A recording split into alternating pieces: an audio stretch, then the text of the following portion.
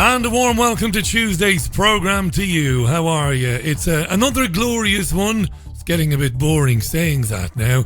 Another wonderful day here in South Manchester and right across the country. It's the 3rd of July 2018. Tuesday's Richie Allen Show. Great to be with you. Going out right now on Fab Radio 2 in Manchester, triggerwarning.tv, TuneIn Radio, and my own website, richieallen.co.uk. I said this recently, I'll say it again, no sign of the silly season. There's a lot going on, no abate, no respite from the big stories. Lots to talk about today on today's programme, and we'll do that right now. Asking the questions mainstream journalists will never ask. This is your Richie Allen Show on richieallen.co.uk, Fab Radio 2 in Manchester, and triggerwarning.tv.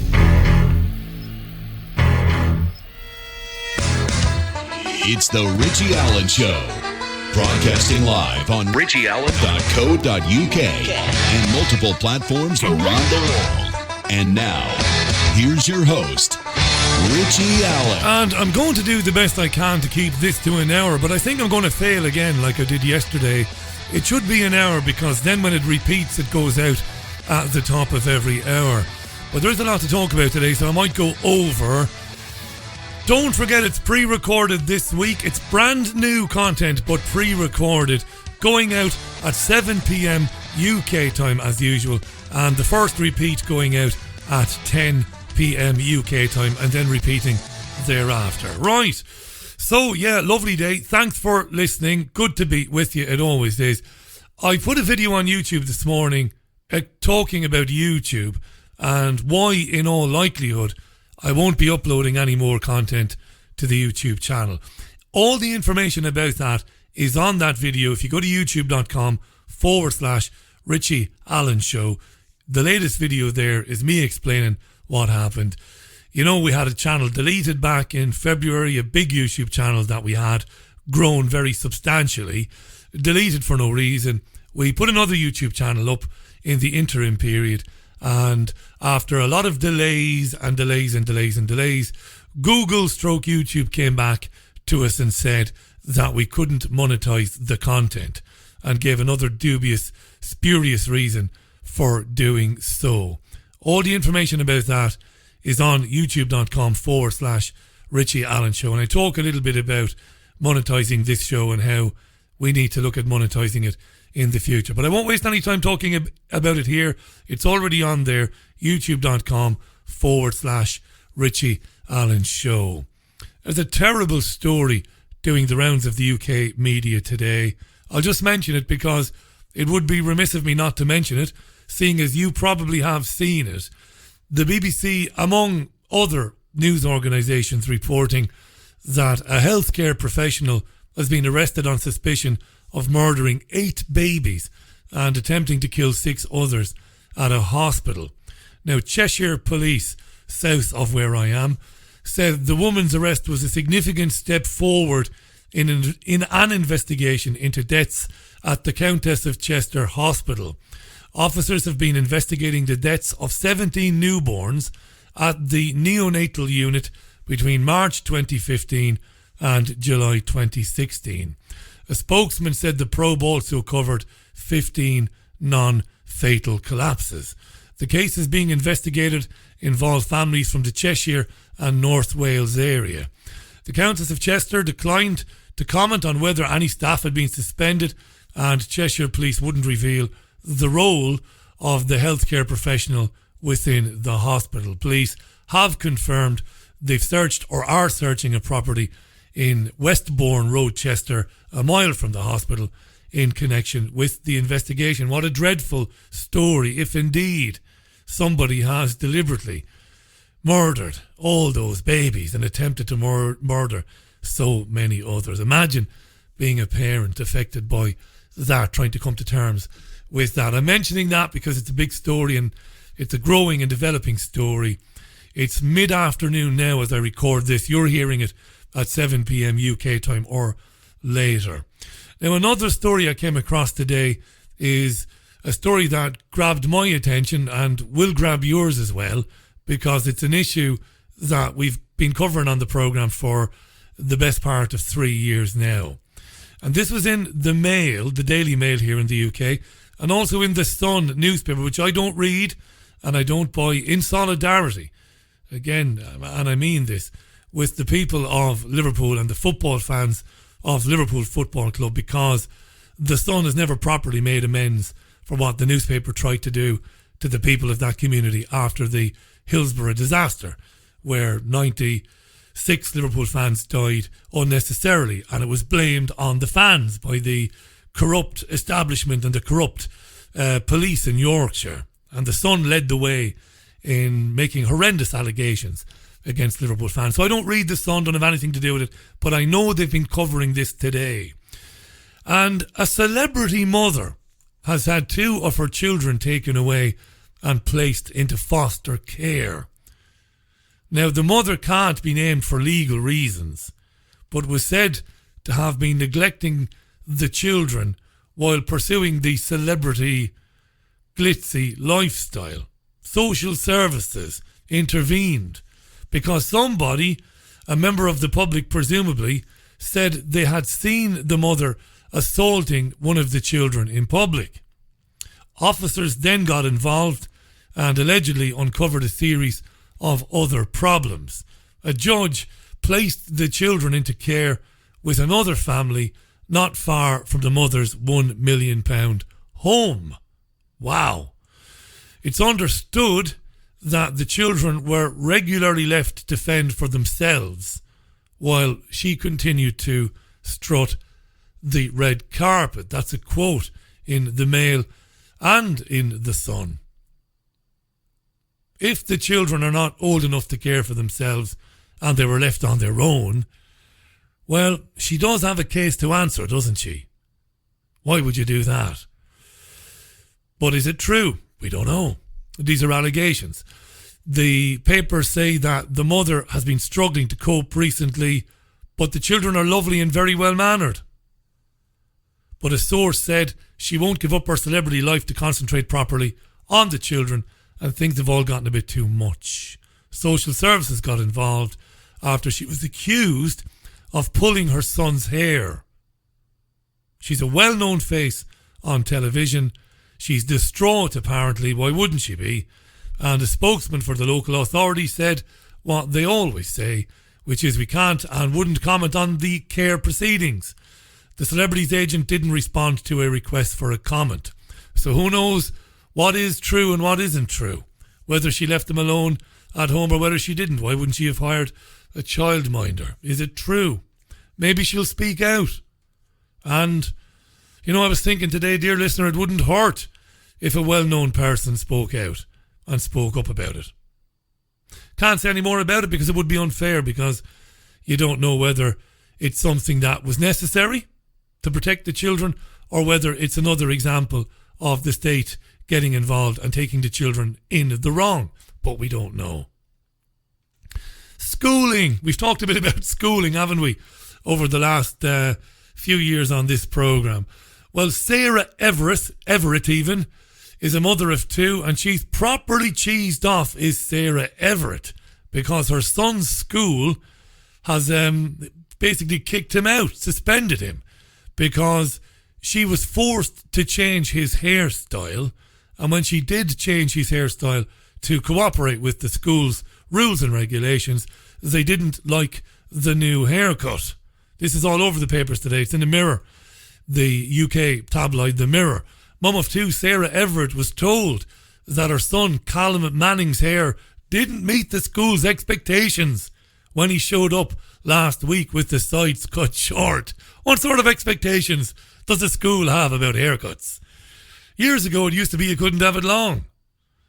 The secondary school I went to, they had an issue with young boys with long hair because they were into rock bands, like Bon Jovi at the time, soft rock.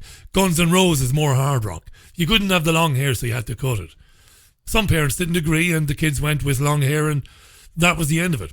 But he showed up with his sides cut short, and the school said no. He's suspended for a week. Oh, Jesus Christ. She's absolutely livid. She's outraged. She said it's upsetting. It's a school and not the military, she said. But it is the military, Ms. Everett. It is. Despite the fact that there are lovely people teaching who want to do the best for the children, and there are, it's a compliance factory, love. Train them to obey. Queen and country. Get them into debt if they go to third level. If they don't go to third level, get them into low-paying jobs, 0 hours contracts, subsistence living. That's what it's all about. It's a control factory. Individuality is to be suppressed and squeezed out of children.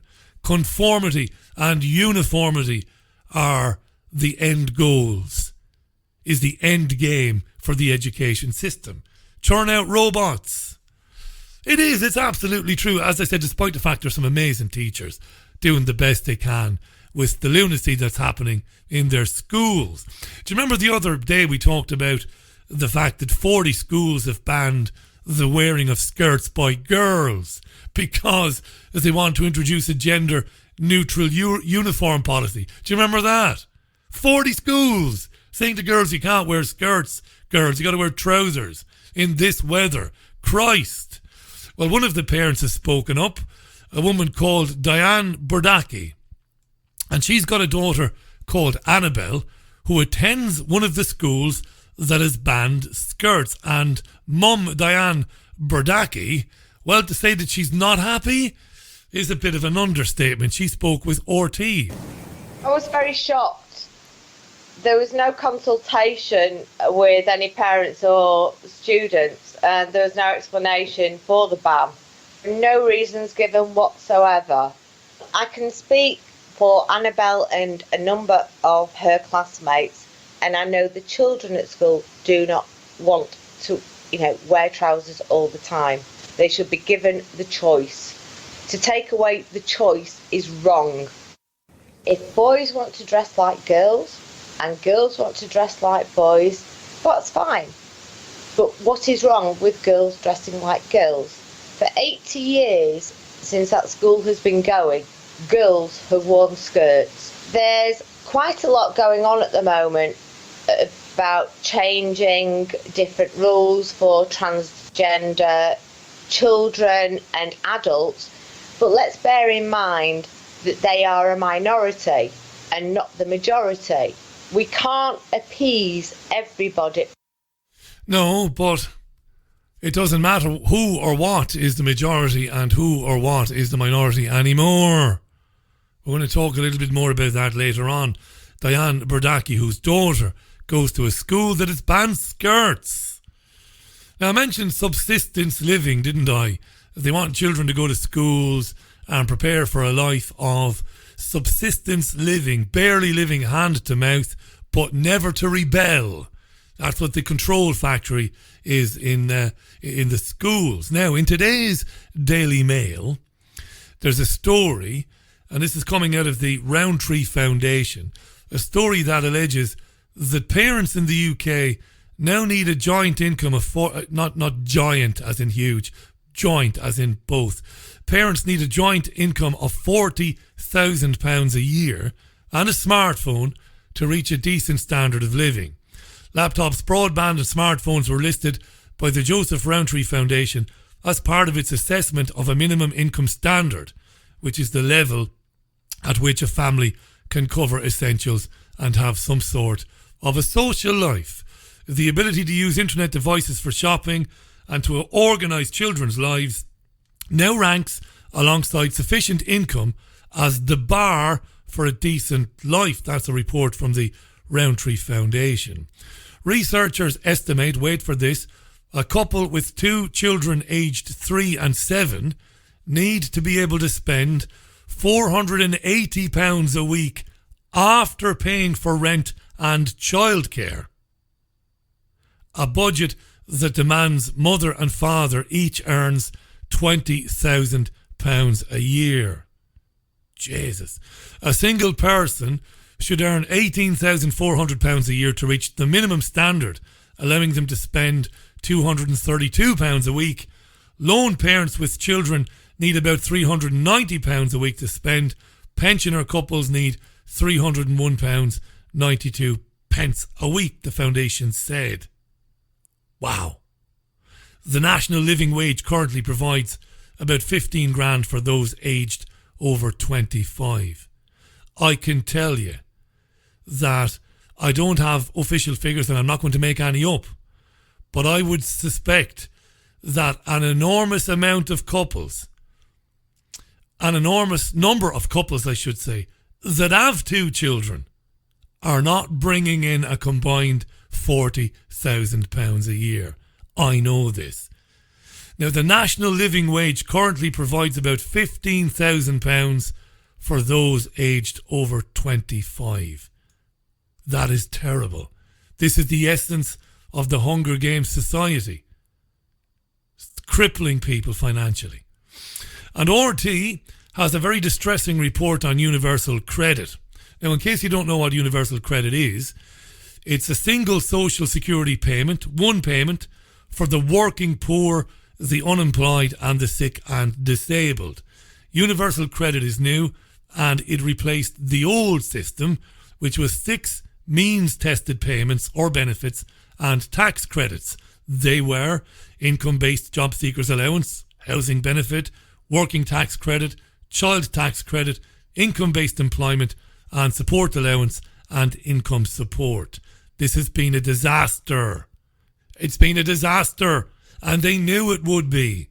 Because payments are now on a monthly basis with a waiting period of at least 6 weeks, probably 2 months before you get an initial payment, and that really hurts people who need housing benefits paid directly to them. This is leading to arrears. Tenants are borrowing to meet other living costs during this period. They are borrowing from loan sharks and payday lenders, and they're getting up to their necks in debt. And at the same time, the system is plagued by IT systems, project management problems. It is killing people. It really is. It's driving people to suicide. Here's RT with that report. The majority of council residents receiving the government's new universal credit in Brighton and Hove are struggling to cover their basic living costs. More than 2/3 of council home residents on universal credit in Brighton and Hove could not afford rent in the first 3 months of this year. 68% of them had an average rent arrears of nearly £500 between January and March. There are over 5,500 households receiving universal credit in the Brighton and Hove area. Well, the council does say it has set up payment plans for those affected. Universal credit was intended to simplify the benefit system, rolling 6 separate handouts into one lump sum and incentivise work. But the rollout has faced criticism for delays in claimants receiving their money and causing unnecessary hardship. And you know, my heart absolutely breaks for people. I can't overstate that. It really does. I know people. We meet people. Caroline and myself meet people in this city. When we're in the city at weekends, we actually meet people who have 3 days work a week, but they don't have anywhere to live. And they're dependent on assistance from the state. And this universal credit is killing them. And I know what poverty is like. I had it in my childhood. And Caroline and I had it in the recent past, times when we were so broke we thought we were finished. Honestly, we thought we were going to be out on the street. We've had that in our lives. You know, we're supposed to be... There's no such thing as class. That's an invention of the elites. But we're supposed to be middle income earning, educated people. And we nearly went to the wall a couple of times. Not because of any extravagant lifestyle that we had, far from it, but because of circumstances. It nearly killed me. I mean, I wasn't driven to suicidal thoughts, but Jesus, it absolutely drove me mad. It's killing people. That's what it's meant to do, of course. This is the Richie Allen Show for Tuesday, July 3rd. I'm going to take a very quick break. When we come back, we're going to talk about the measles, surprisingly, or it might surprise you. Going to talk about the measles because there's been a lot of talk in UK media today, both broadcast and print media, about the measles. What could this be about? Back in a minute with more on that. Great to have your company this Tuesday.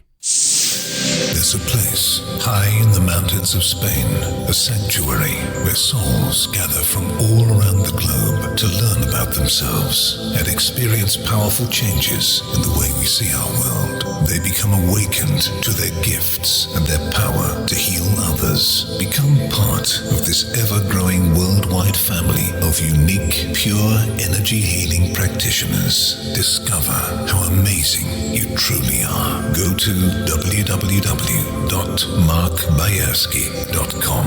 It could just change your life forever. Forever. Have you lost access to important data from a computer hard drive, mobile phone, or other storage device? Maybe you have a broken hard drive containing years of information, or a smartphone that no longer works from which you'd like the pictures, movies, and chats recovered. If you would like to recover data from any type of digital device, including desktop and laptop computers, external hard drives, cameras, smartphones, NAS, and RAID servers, then contact Data Clinic today at dataclinic.co.uk now. Introducing the H2o App, a powerful water structuring application that programs vibrational energies into water through the use of different sound frequencies. Once programmed, the use of water for drinking, cooking, bathing. Give it to your friends and colleagues or spread it around the garden. The list goes on. It's not just water that the app can be used for either. It's great for programming crystals too. The H2o app is free to download and is available on both Android and Apple platforms. For further information, go to h2oapp.online. The Richie Allen Show relies on your support. Go to richieallen.co.uk and set up a monthly donation today. Welcome back, Tuesday's show. Thank you for listening. I really appreciate it. We're on Fab Radio 2 right now in Manchester, TuneIn Radio, triggerwarning.tv and richieallen.co.uk. The programme will be archived forevermore, as long as we're here, at podomatic.com. You can hear it on iTunes. You can hear it on Spotify as well. Listen to that, because it drives me batshit crazy when I occasionally look at YouTube comments, which I don't do very often, and people say, "Where can we find you, Richie?" Jesus Christ, how many times do I have to say it? Podomatic.com, Podomatic.com. But once it goes to Podomatic, it goes to iTunes and Spotify. It is playing on my website, richieallen.co.uk, around the clock. When I finish the show and it starts repeating at 10 p.m. UK time, it repeats on a loop every 2 hours on the even hours. So 10 p.m., 12 midnight, 2 a.m., 4 a.m., 6 a.m. UK time, that is, all the way. Plenty of places you can hear it. All right. Keep your hair on, he says. Measles. The measles. I had the measles when I was a child. I'm sure you did too.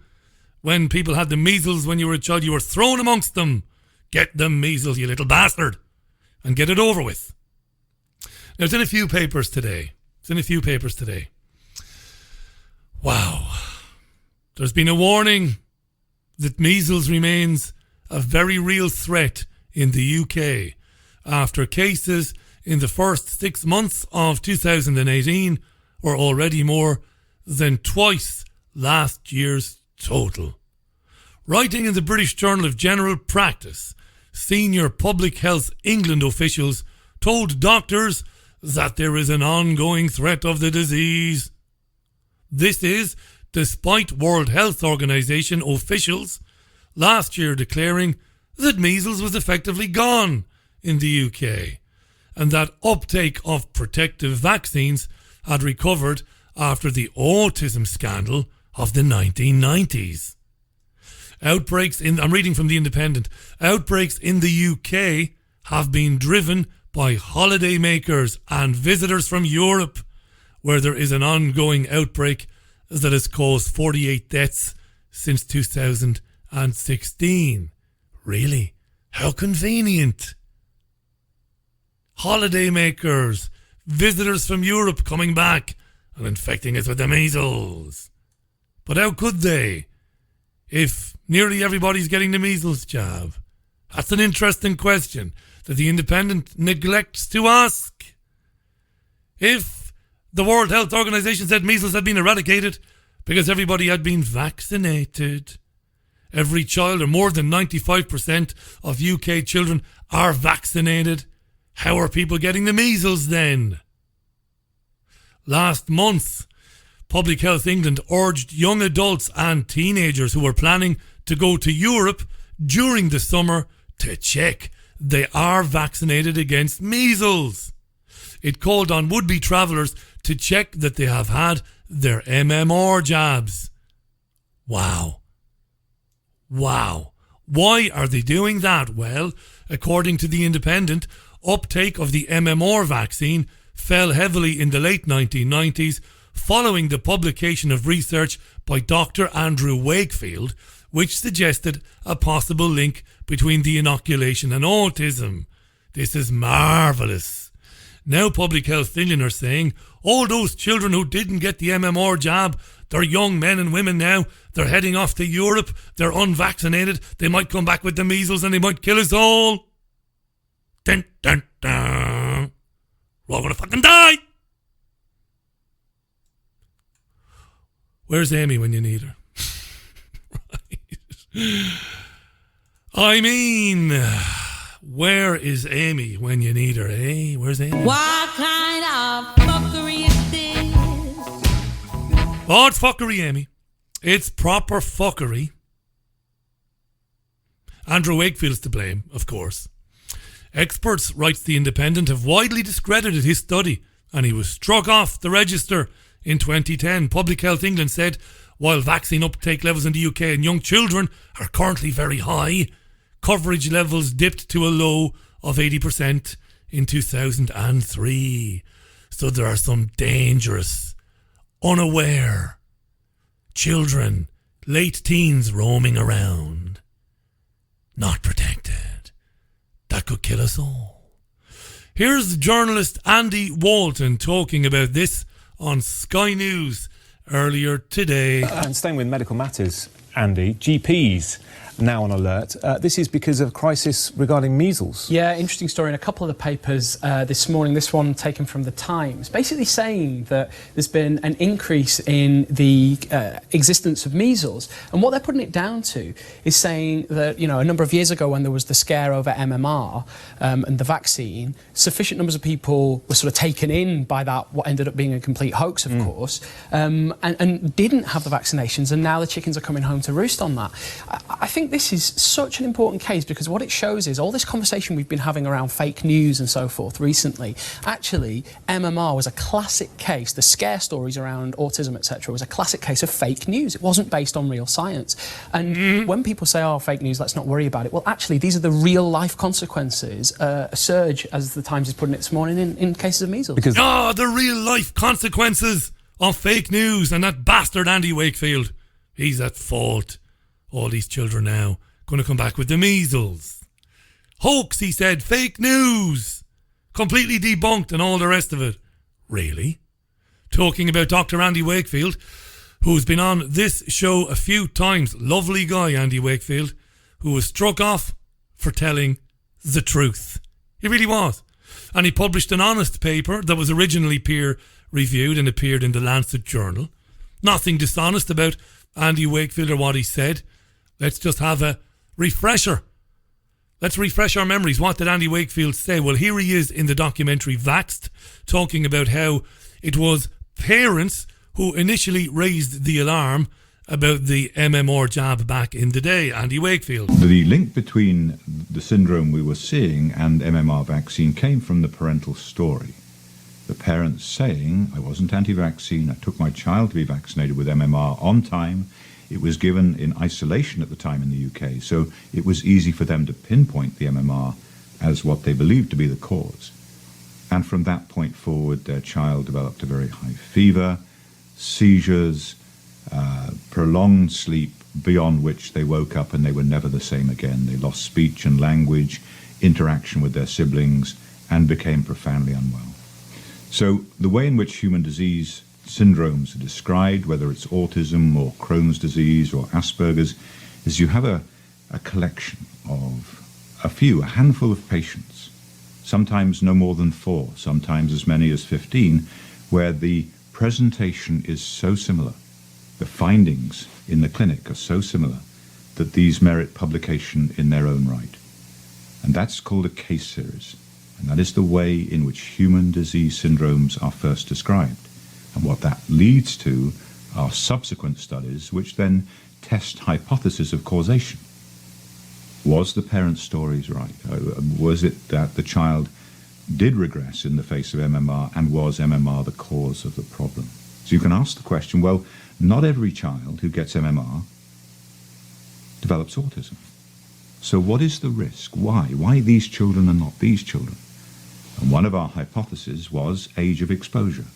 The younger you get the vaccine, the greater the risk. And the reason for putting that forward is that we know with infections like measles, the younger you get measles, the greater the risk of a serious outcome. So if you get measles under 1, the risk of serious disease following measles is much greater than if you get it over 1. Brilliant stuff. Nothing wrong with it. Peer reviewed at the time, Lancet, but of course, big pharmaceutical companies and their agents of destruction, and of course a heartless and pathetic media which didn't support Andy Wakefield, led him to being struck off. Why did he become worried about the safety studies on the MMR jab at that time? This is also very important. Why was he concerned about the actual studies that were being done on the efficacy and safety of this vaccine? Now, by that stage, as a researcher, I had looked in great detail at the safety studies of MMR. I became very, very concerned that those studies were totally inadequate. And now, this is not just my opinion, because subsequently, what is called the Cochrane Review, which is one of the gold standard reviews of the medical literature, has come forward and said the same thing.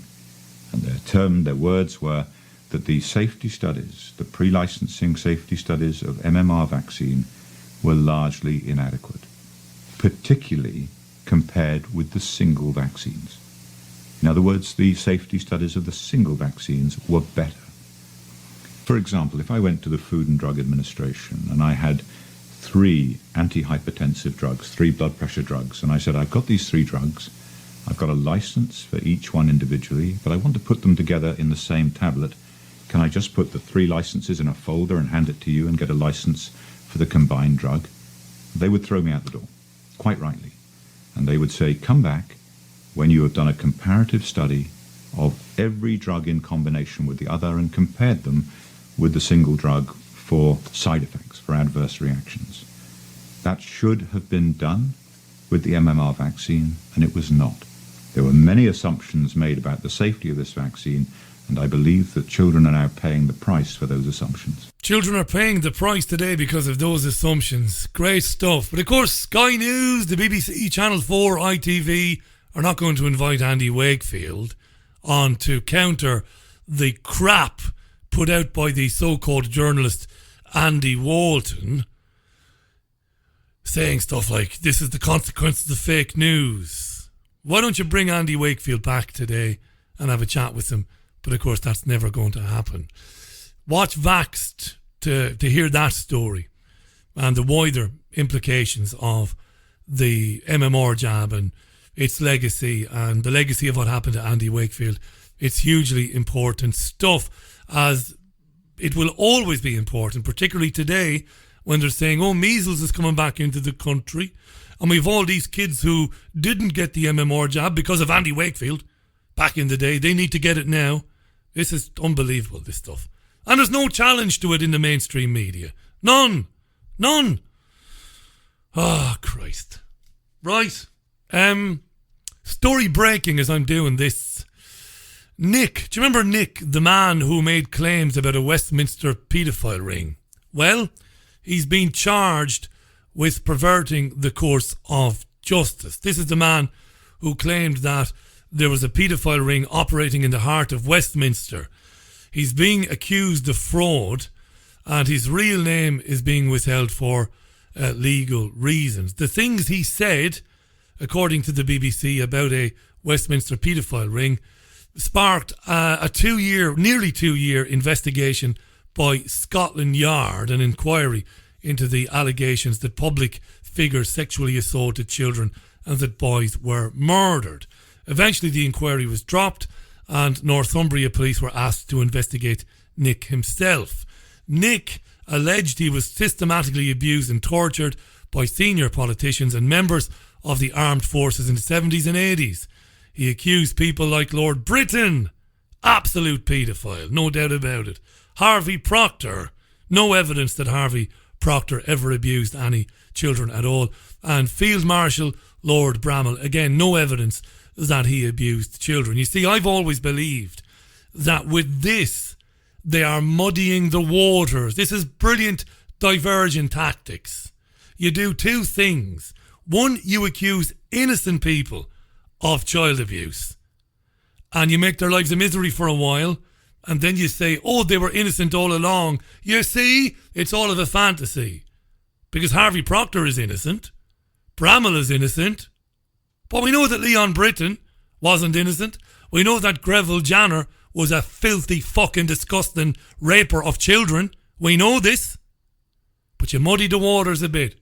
Maybe Nick himself was used by the establishment to make these claims. Maybe Nick is not genuine. Maybe he is, who knows? All to muddy the waters and to make it look like that any claim that paedophile rings operate at the heart of the establishment is merely fantasy, when we know it isn't merely fantasy. So let's see where this investigation into Nick goes. Let's have a break, shall we? Tuesday's programme, July 3rd. When we come back, we're going to talk about gay conversion therapies, which are going to be banned by the UK government. Interesting story this, which I followed with a little bit of mirth, a little bit of humour today across the media. We'll talk about it when we come back, and I'll be interested later on to see what you think of it. This is your Richie Allen Show. Introducing the H2o App, a powerful water structuring application that programs vibrational energies into water through the use of different sound frequencies. Once programmed, the use of water for drinking, cooking, bathing. Give it to your friends and colleagues or spread it around the garden. The list goes on. It's not just water that the app can be used for either. It's great for programming crystals too. The H2o app is free to download and is available on both Android and Apple platforms. For further information, go to h2oapp.online. Have you lost access to important data from a computer hard drive, mobile phone, or other storage device? Maybe you have a broken hard drive containing years of information, or a smartphone that no longer works from which you'd like the pictures, movies, and chats recovered. If you would like to recover data from any type of digital device, including desktop and laptop computers, external hard drives, cameras, smartphones, NAS, and RAID servers, then contact Data Clinic today at dataclinic.co.uk now. There's a place high in the mountains of Spain, a sanctuary where souls gather from all around the globe to learn about themselves and experience powerful changes in the way we see our world. They become awakened to their gifts and their power to heal others. Become part of this ever-growing worldwide family of unique, pure energy healing practitioners. Discover how amazing you truly are. Go to www.markbayerski.com. It could just change your life forever. Welcome back to the most listened to independent radio show in Europe. It's your Richie Allen Show. Welcome back is right. I'll give you a little bit of a giggle before we move on. Speaking of odious people, Gavin Williamson, the Defence Secretary, is a particularly odious little man. They all are, but him particularly, nasty little bastard. I don't like him at all. He was in the Commons today giving a speech on Islamic State and the fight against Islamic State. I mean, if you dried that one out, you could fertilise your lawn, your window boxes, and the field across the road with it. The bullshit of a Defence Secretary in the UK giving a speech updating the House on how we're getting on against Islamic State when the intelligence agencies of the UK and the rest created and supported those Wahhabi head-chopping lunatics. Anyway, when he was giving his speech today, this clown was interrupted by his phone. 'Tis a mad world. It's turning into a mad world, I tell you. This involves the clearance of desert areas, securing the Syria-Iraq border, and rooting out the remaining several hundred terrorists who remain in outposts in the Euphrates Valley and surrounding areas. I found something on the web for Syrian Democratic Forces supported by premonition. What a very rum business that is. An intervention. No, but I do apologise for that. It is very rare that you're heckled by your own mobile phone. Indeed. On this occasion, it is a new parliamentary convention, without a doubt. Yeah. So if I may proceed, Mr. Yeah, you can proceed. The phone was just about to say, "You lying cocksucker." Right. Now that would have been funny. Oh my God. Yeah, let's move on, shall we? It's 13 and a half minutes to the top of the year. I apologise for the language there. This is interesting, this. Before the break, gay conversion therapies. Controversial gay conversion therapies are to be banned as part of a government plan to improve the lives of gay and transgender people. This is according to the BBC Today. A national survey of 108,000 members of the LGBT community suggested 2% have undergone the practice, with another 5% having been offered it. It also found more than 2/3 of LGBT people avoid holding hands in public for fear of negative reactions. The Prime Minister said nobody should ever have to hide who they are. And this is a 75-point plan to improve the lives of LGBT people, costing £4.5 million, and it has been introduced and produced in response to the survey. It includes plans to introduce a national LGBT health advisor, tackle discrimination, improve the response to hate crime, and to improve diversity in education institutions. The charity Stonewall said there were still pockets of society where the LGBT community was far from safe. Here's Sky News' Adam Bolton with more on this, and it is very interesting, is this. Gay conversion therapies, which try to cure people's sexuality, are to be banned under the government's new LGBT action plan. This follows the biggest survey of its kind assessing the difficulties facing LGBT people living in the UK, which found that more than 2/3 of same-sex couples said they didn't hold hands in public for fear of facing abuse. Our political correspondent Laura Bundock has this report. Inside the Pride Parade shop, customers are spelling out some of the issues they face. This year's event promises record attendance, but many LGBT people say prejudice remains a problem. It's mostly just looks that you get and people like shouting stuff in the street. It's just, you just don't really feel safe.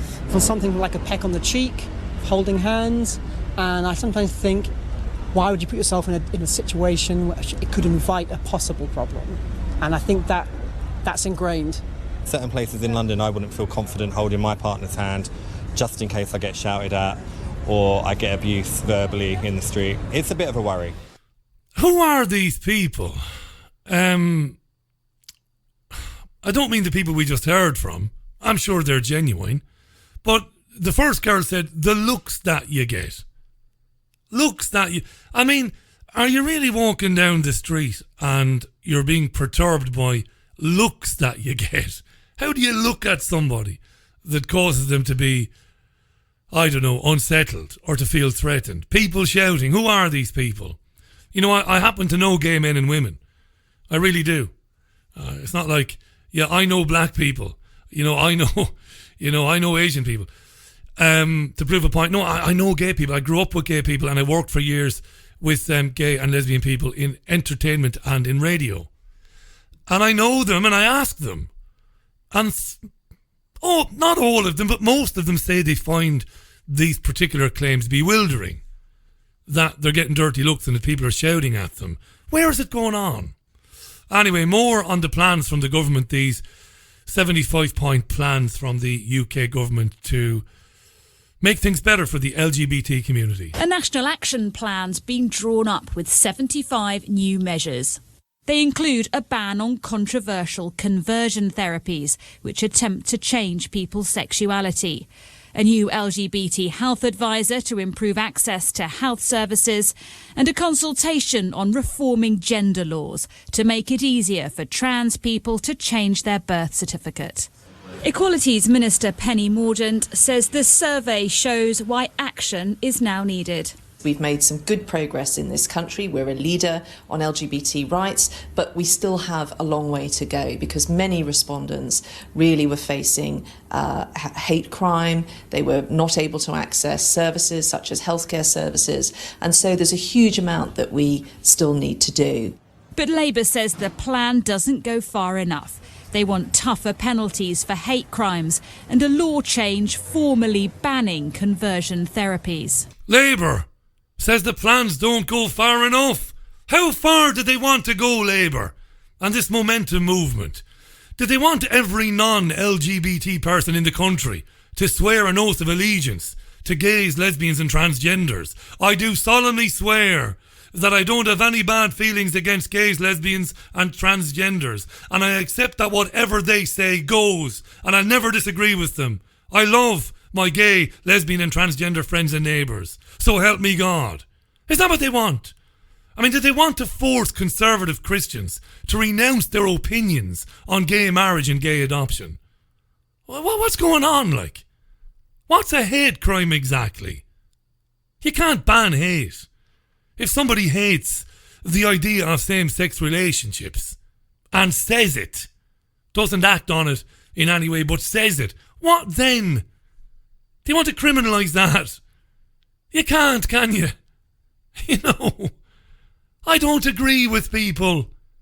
I don't agree with people who want to ban gay folks from marrying and having civil partnerships. You're an idiot. It's none of your business. Why shouldn't they? They love one another. They want to make a life together. They want to make sure they're protected in the eyes of the law in case anything happens to one or the other. None of your business. You can't ban people from not liking it. More on this conversion therapy. I've had a bit of experience with this. Not literally, but I've spoken to people over the years who've been involved in it. Now, Jane Ozanne is a member of the Church of England's General Synod, or Synod, who went through the therapy.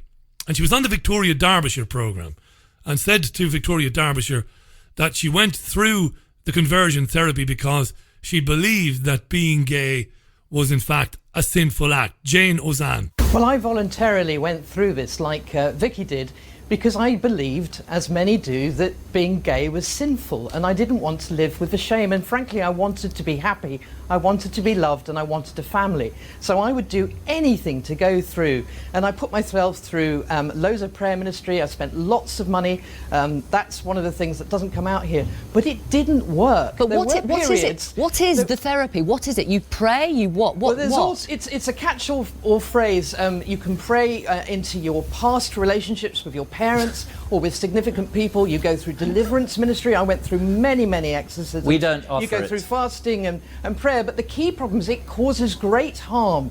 There are many young people who are suffering mental health. Mike, please let me finish. Who offer, he doesn't want the truth to come out, that have many mental health issues, self-harm, suicidal tendencies as a result of this, because they feel so guilty when it doesn't work.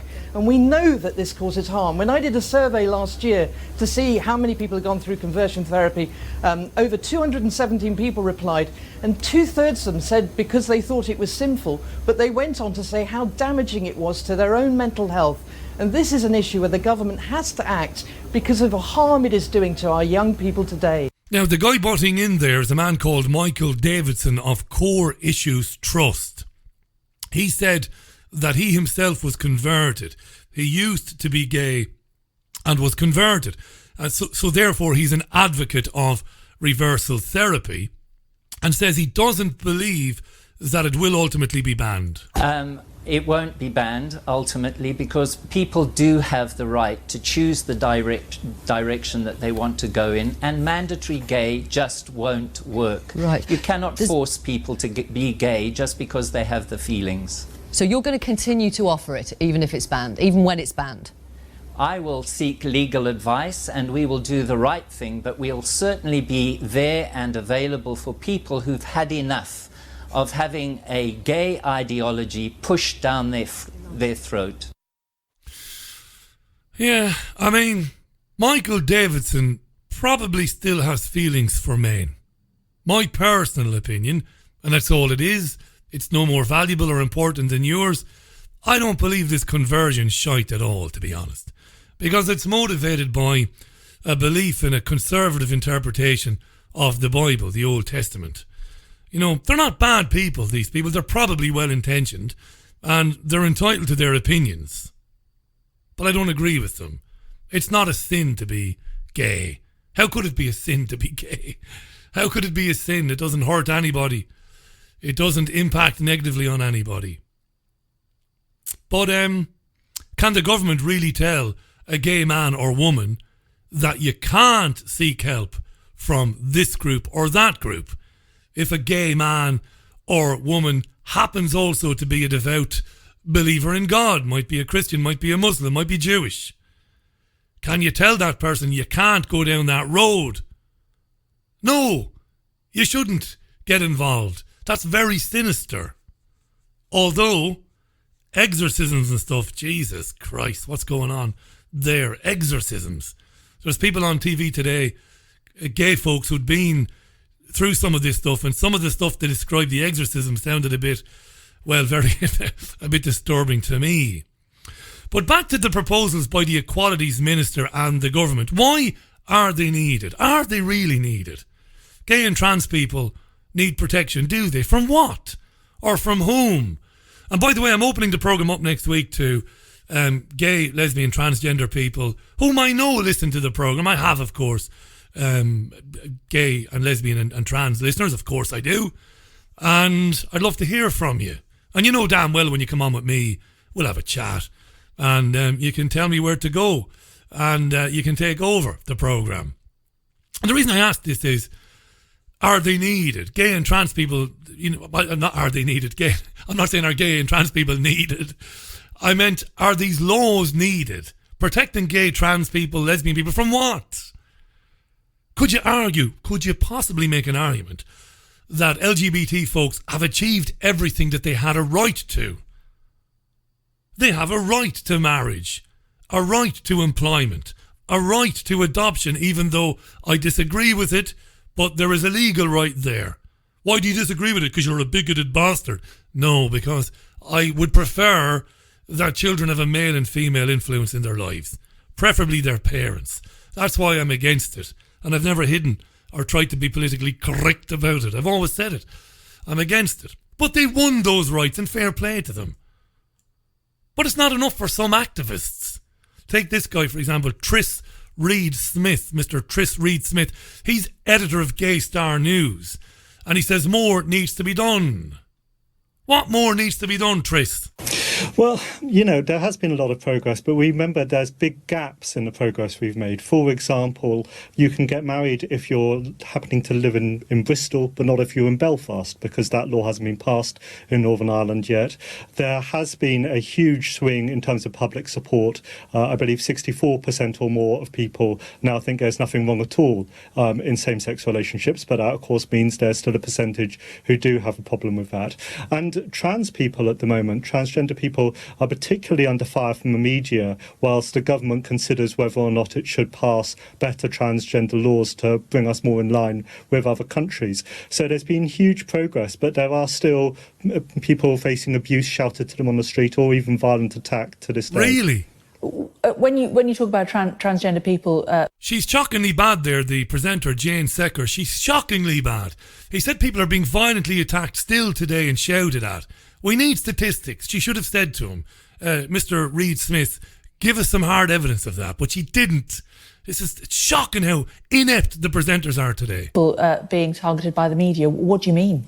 Well, if you read the Daily Mail on a regular basis or a number of other publications, there are a number of stories which say that transgender women, for example, shouldn't be able to access female toilets, that they shouldn't be allowed to go into female changing rooms, even though those women are female. Trans women are women.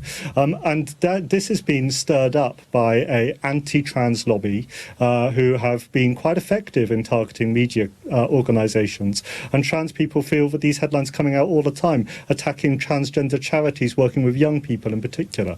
So it is a tricky time for them, and I think it will continue to be a tricky time until new gender recognition laws are passed. New gender recognition laws, Jesus Christ. What about the women who don't believe that trans women are female and believe that they are men who think they are women? What about those women? Don't they have rights to say, no, you can't, we'd prefer you didn't use these toilets? Do they not have any rights at all, you see? And newspaper journalists have genuine concerns about trans rights groups working with children. Leave them alone. Leave children alone. You see, this is what happens. It's never about equality. It's about ordering the world the way they want it, and the rest of us have to accept it. That's not equality. You know? There's a huge difference between some of these activists today and the gay men and women I grew up with, who fought for rights when it was a terrible time to be gay or lesbian because of the abuse, the verbals, the violence, you know, the discrimination that was genuine. And those people fought for genuine rights, and they don't recognise these people. If you don't believe me, read the gay journalist Andrew Pearce in the Mail and watch him on Sky News. They don't recognise this sort of stuff. I'm a 43-year-old guy. I intimately know gay and lesbian people. I won't tolerate a society, personally, where they are threatened, challenged, harassed, screamed at, spat at. I won't put up with it. I won't tolerate a society where they're told you can't have equal rights under the law in marriage. I won't put up with that.